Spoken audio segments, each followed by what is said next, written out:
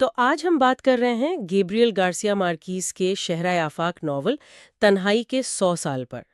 ہمارے پاس اس کا ایک آپ کہیں تجزیہ یا جائزہ موجود ہے، اور کوشش یہی ہے کہ اس کی مدد سے ناول کی جو خاص باتیں ہیں، اس کا انداز، اس کے مرکزی خیالات، ان کو سمجھا جائے۔ اچھا، فوراً جو چیز میرا مطلب ہے پکڑ لیتی ہے قاری کو، وہ ہے اس کا انداز۔ جائزے میں بھی ذکر ہے کہ کیسے وہ بالکل ناقابل یقین سی باتیں روزمرہ کا حصہ لگتی ہیں، جیسے گاؤں میں بھوتوں کا پھرنا، یا وہ کردار جو کپڑے طے کرتے ہوئے آسمان میں اڑ جاتی ہے۔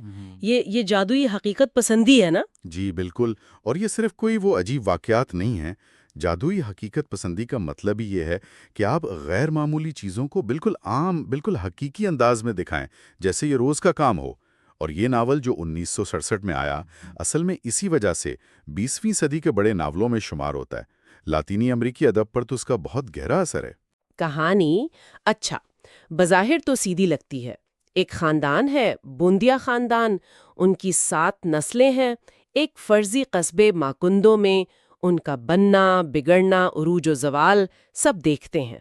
لیکن جائزے میں ایک چیز پر بڑا زور ہے: وقت کا چکر۔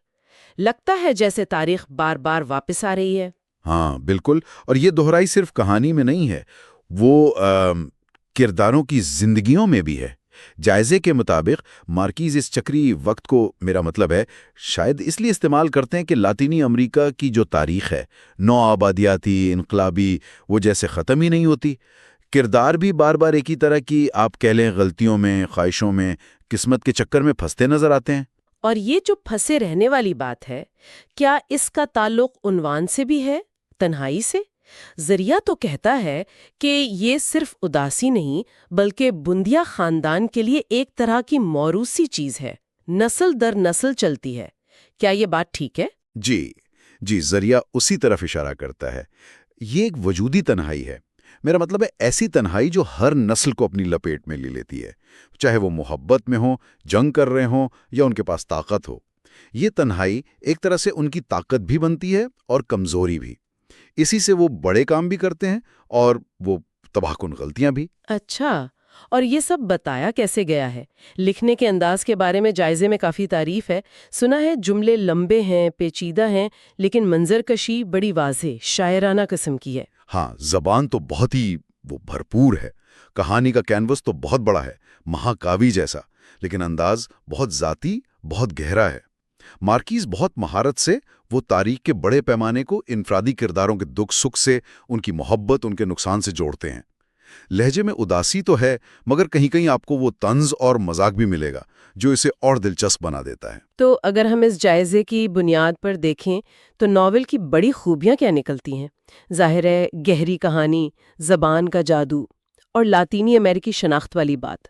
بالکل، اور سب سے بڑھ کر وہ جادوئی حقیقت پسندی کا تخلیقی استعمال۔ وہ جس طرح حقیقت اور خواب یا وہم ان کی سرحدوں کو مٹا دیتا ہے نا، وہ قاری کو ایک بالکل ہی الگ دنیا میں پہنچا دیتا ہے۔ لیکن کیا یہ پڑھنا آسان ہے؟ میرا مطلب ہے جائزے میں کچھ چیلنجز کا بھی ذکر تھا، جیسے بہت سارے کردار ہیں، نام بھی ایک جیسے، یہ تو وہ الجھا سکتا ہے نا؟ ہاں، یہ ایک چیلنج تو ہے، بالکل ہے۔ کردار بہت زیادہ ہیں اور نام بار بار آتے ہیں، تو شروع میں وہ تھوڑا دھیان رکھنا پڑتا ہے۔ اسی طرح کہانی کا وقت بھی سیدھا نہیں چلتا، آگے پیچھے ہوتا ہے، تو جو لوگ یعنی بالکل سیدھی کہانی کے عادی ہیں، انہیں شاید مشکل لگے۔ اور کچھ حصے وہ جان بوجھ کر دہرائے گئے ہیں، صبر تو آزماتے ہیں وہ۔ لیکن جیسا جائزے میں کہا گیا ہے، یہ سب چیزیں اصل میں ناول کے مجموعی تاثر کا، اس کے مرکزی خیال کا حصہ ہیں۔ تو خلاصہ یہ نکلا کہ یہ ناول صرف ایک کہانی نہیں، بلکہ ایک پورا تجربہ ہے۔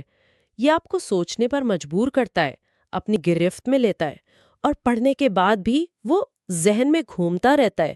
تھوڑا صبر، تھوڑی توجہ مانگتا ہے، لیکن جو لوگ ادبی فکشن پسند کرتے ہیں، یا شاعرانہ زبان، یا لاطینی امریکی تاریخ و ثقافت میں دلچسپی رکھتے ہیں، ان کے لیے تو یہ ایک سمجھے یادگار سفر ہے۔ بالکل، اور اگر ہم اسے تھوڑا وہ وسیع تناظر میں دیکھیں نا، تو اس ناول کی اہمیت اسی بات میں ہے کہ یہ کیسے ذاتی زندگی کے چھوٹے چھوٹے دکھ سکھ کو وہ تاریخ کے بڑے دھاروں سے اور انسانی وجود کے بنیادی سوالات سے جوڑتا ہے۔ یہ صرف ایک خاندان کی کہانی نہیں رہتی، بلکہ انسانی فطرت، تاریخ کا چکر اور وہ جو گہری تنہائی ہے اس پر ایک آپ کہہ لیں غور و فکر بن جاتا ہے، اور جاتے جاتے سننے والوں کے لیے ایک سوچ چھوڑ جاتے ہیں۔ یہ جو ناول میں تاریخ خود کو دہراتی ہے اور کردار بار بار تنہائی کے چکر میں پھنستے ہیں، کیا یہ آج کی دنیا میں، ہمارے معاشروں میں، یا شاید خود ہماری اپنی فطرت میں کسی چیز کی طرف اشارہ تو نہیں کرتا؟ اس پر ذرا غور کیا جا سکتا ہے۔